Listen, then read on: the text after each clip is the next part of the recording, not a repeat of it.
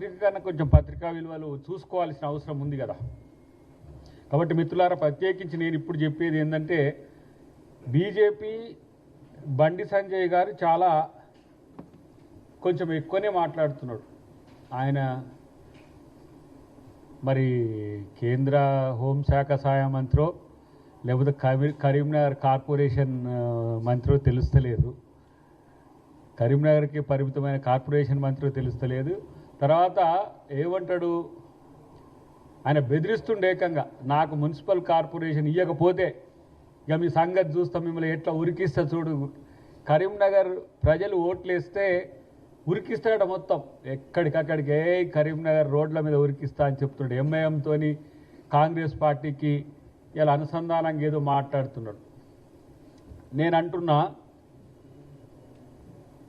బీజేపీకి ఎంఐఎంకు రాజకీయ రహస్య ఒప్పందం లేదని బండి సంజయ్ తన గుండె మీద చేసుకోనో లేకపోతే తన పార్టీ మీద ఏమంటారు ప్రమాణం చేసి చెప్పగలడా? దేశవ్యాప్తంగా బీజేపీతో ఎంఐఎం కుమ్మక్కై చేసే రాజకీయాలే కదా. బీహార్లో వచ్చే సమస్యలైనా ఉత్తరప్రదేశ్లో వచ్చే సమస్యలైనా ఇక్కడ వాళ్ళు కాంగ్రెస్ పార్టీ నచ్చింది, లేదంటే బీఆర్ఎస్ పోకడలు బాగలేక కొంత సమర్థన చేస్తున్నారు. అయినా కూడా విమర్శలు చాలా సీరియస్గా చేస్తున్నారు కదా, మా మీద బీజేపీ కంటే ఎక్కువనే చేస్తున్నారు కదా.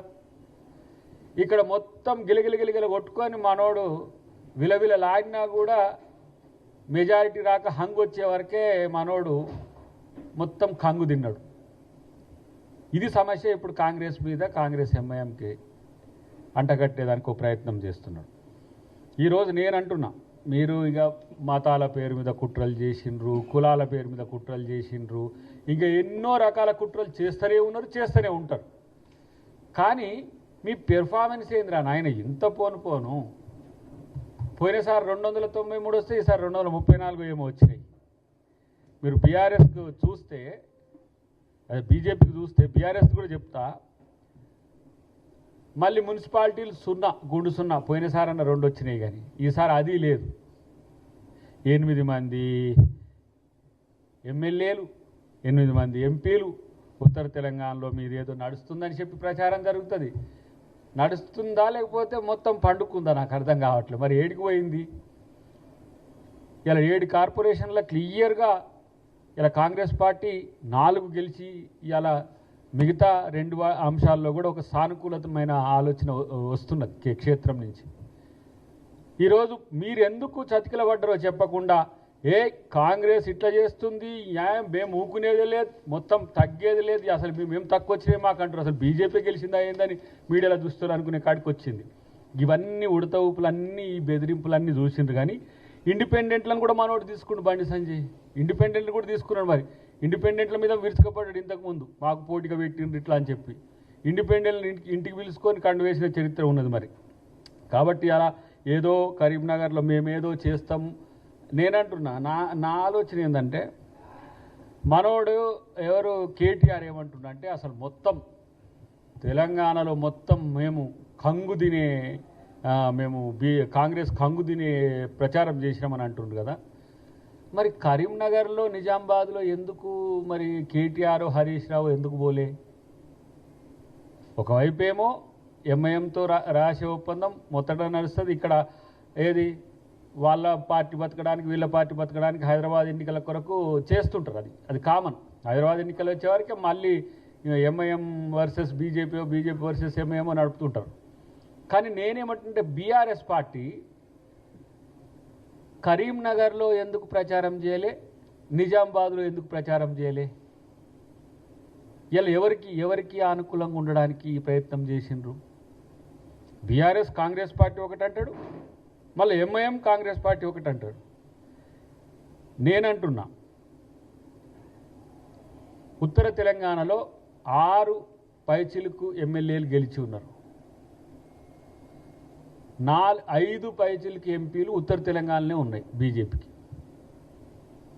వాళ్ళు పెర్ఫార్మెన్స్ చూపించకపోగా బీఆర్ఎస్ సహకారం తీసుకున్న వాళ్ళ పరిస్థితి వెలువెల్లాడే పరిస్థితి వచ్చింది.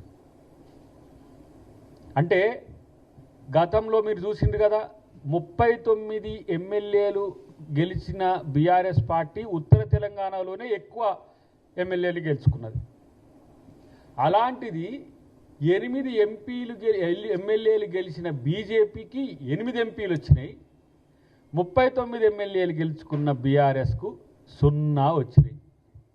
గాడిద గుడ్డు వచ్చింది. మరి మళ్ళీ సర్పంచ్ ఎన్నికలు చూడండి. సర్పంచ్ ఎన్నికల్లో బీఆర్ఎస్కు బీజేపీ కంటే ఎక్కువ వచ్చినాయి. మున్సిపాలిటీల్లో బీజేపీ కంటే బీఆర్ఎస్కి ఎక్కువ వచ్చినాయి. కానీ అనుకున్న 2 కార్పొరేషన్లలో బీజేపీ కాంగ్రెస్తో తలబడుతున్నది. అంటే ఏంది? ఎక్కడ తగ్గాలో బీజేపీ అక్కడ తగ్గుతుంది, ఎక్కడ పెరగాలనో అక్కడ బీజేపీ పెరుగుతున్నది. దేనికోసం? కాంగ్రెస్ను ఓడించడానికి. బీఆర్ఎస్ పార్టీ ఎక్కడ తగ్గాలనో తగ్గుతుంది బీజేపీ కోసం, ఎక్కడ పెరగాలనో పెరుగుతుంది బీజేపీ కోసం. ఒకరికొకరు.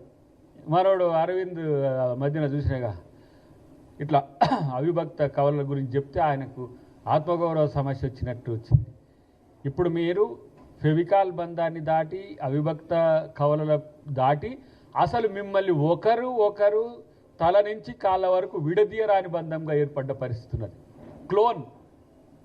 నేను ఒక భాషలో చెప్పాలంటే బీజేపీ క్లోన్ బీఆర్ఎస్. 2 పువ్వులే. గులాబీని తీస్తే కమలం వాసన వస్తుంది, కమలం తీస్తే గులాబీ వాసన వస్తున్నది. ఈ 2 ఇటు మధ్యన మళ్ళీ ఎంఐఎం ఒకటి, అక్కడక్కడ అప్పుడప్పుడు అలా పాత స్నేహాలన్నీ కూడా అట్ట కొనసాగుతున్న పరిస్థితి. ఎవరికి చెప్తావు బండి సంజయ్ నువ్వు? ఈ కహానీలన్నీ ఎవరికి చెప్తావు? అక్కడ మనోడు గంగుల కమలాకర్ ఉండే కొంచెం మోర్ ఎఫెక్టివ్ పర్సనాలిటీ. ఎందుకంటే కరీంనగర్ జిల్లా ఇన్ఛార్జిగా ఉంటుంది, మొన్న పార్టీ ఇన్ఛార్జిగా ఉంటుంది. ఇప్పుడేమో మొన్న ఎలక్షన్స్ సిరిసిల్ల ఇన్ఛార్జిగా ఉన్నా. నిజంగా కేటీఆర్ ఇంత ఎచ్చులు కొడతాడు కదా, నాకైతే నవ్వు వచ్చింది. ఇలా 27 ఏమో గెలిచిండ్రు వాళ్ళు. నిజంగా గుండె మీద చేసుకుంటే గిట్ల గెలుపు కూడా ఒక గెలుపుడు. గిన్ని నాయకుడు అంటారా నాయన? నాకు అర్థం కాదు. ఒక ఎన్నికకు 2 సార్లు పైసలు పంచేటోడు ఎవరిని చూడలేరు ఇంతవరకు. రికార్డు. ముందు రోజు పంచుతారు, మళ్ళీ ఎన్నికల పొద్దుగాల మనకు వెనకటికి మా కమ్యూనిస్టులు ఏం చేసేదంటే, కమ్యూనిస్టులు కాంగ్రెస్ వాళ్ళు ఉప్మా పెట్టేది పొద్దుగాల ఓటేసి కానీ పోయేదానికి. మనోళ్ళు ఎవరని చెప్తానికి ఉప్మా పెట్టేది. మనోడు పైసలు పంచి పొద్దుగాల మళ్ళా ఉప్మా పెట్టినట్టు పైసలు పంచి పంపిస్తున్న పరిస్థితి. 2 సార్లు పైసలు పెట్టి బీజేపీకి 1 సీటు కూడా లేదాడ.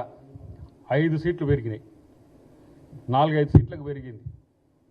అంటే ఎక్కడ బీజేపీ పెరిగితే కాంగ్రెస్కు ఓట్లు తగ్గుతాయో, ఎక్కడ బీజేపీ ఉండకుండా ఉంటే ఎక్కడ ఉంటాయో ఆ పరిస్థితిని వాళ్ళు అంత క్యాలిక్యులేటెడ్గా. మరి నాకు తెలిసి ఆ క్వాంటమ్ కంప్యూటింగ్ కూడా ఇంత స్ట్రాటజిక్గా ఉండనట్టుంది నాకు అనిపిస్తుంది. అయినా ఏమున్నది, మీరు పడ్డది కింద పడ్డారు. కాబట్టి ఈరోజు బండి సంజయ్ చేస్తున్న కామెంట్స్ అన్నీ కూడా ఏమన్నా దాన్ని మంచి పేరు పెట్టాలంటే ఒక సైకో జోకర్గా మారిపోయింది మనోడు.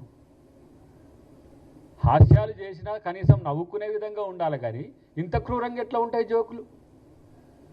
మాకు బీఆర్ఎస్ కంటగట్టడం అంటే మేమట అక్కడ ఏది ఈ కేసులన్నిటి విషయంలో రాజీ పడతానికట మొత్తం మాకు బీఆర్ఎస్ సహకరించిన పరిస్థితి. ఇంకోవైపు మనోడు ఇప్పుడు చిట్చాట్లా చూస్తున్నా కదా, మొత్తం కాంగ్రెస్కు వ్యతిరేకంగా ఆయన మాట్లాడుతూ ఉన్నాడు.